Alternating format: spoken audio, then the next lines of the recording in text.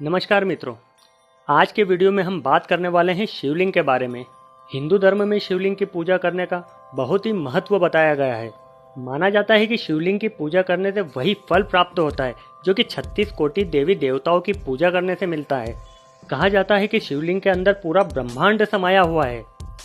पर मित्रों, शिवलिंग क्या है और शिवलिंग की उत्पत्ति कैसे हुई, और क्या कहीं हमने शिवलिंग के बारे में कोई गलत धारणा तो नहीं बना रखी है?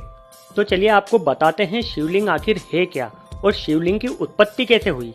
तो मित्रों, वीडियो को अंत तक जरूर देखें, और यदि अभी तक आपने मेरे चैनल को सब्सक्राइब नहीं किया है तो इसे सब्सक्राइब जरूर कर ले, ताकि ऐसी ही महत्वपूर्ण जानकारियां आपको तुरंत मिलती रहें। तो चलिए बात करते हैं शिवलिंग आखिर है क्या।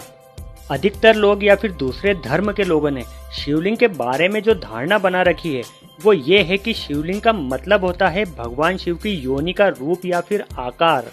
और शायद हम में से भी कई लोग शिवलिंग को भगवान शिव की योनि समझकर ही पूजा करते हैं। पर मित्रों, हम आपको बता दें कि ये धारणा बिल्कुल ही गलत है। लिंग का मतलब योनि तो बिल्कुल ही नहीं होता है, बल्कि लिंग एक संस्कृत शब्द है जिसका हिंदी अर्थ होता है चिन्ह या फिर प्रतीक। तो अगर ये कहें कि शिवलिंग भगवान शिव का प्रतीक है तो ये गलत नहीं होगा।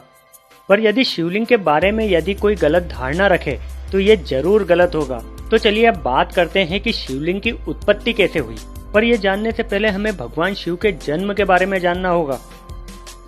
शिव पुराण के अनुसार भगवान शिव का जन्म हुआ ही नहीं है, और भगवान शिव जन्म और मृत्यु के संस्कारों से परे हैं।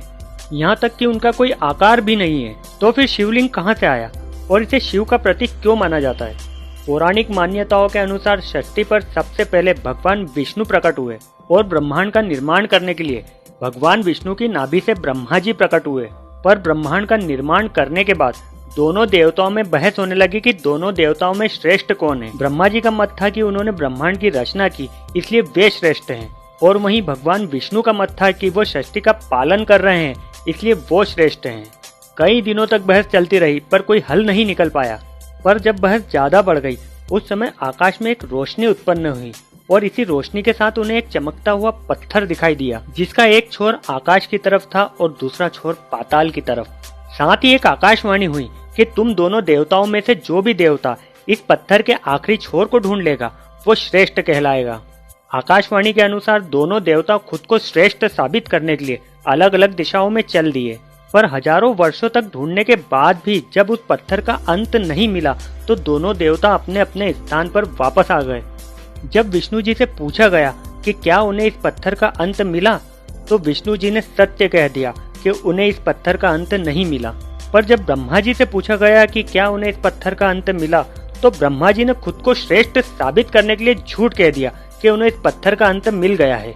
और उसी समय फिर से आकाशवाणी हुई और सत्यता बताई गई कि जिस पत्थर का अंत ढूंढने आप दोनों देवता निकले थे, असल में उस पत्थर का अंत है ही नहीं, और ये कोई पत्थर नहीं बल्कि भगवान शिव का प्रतीक यानी शिवलिंग है, जो कि आप दोनों से भी श्रेष्ठ है।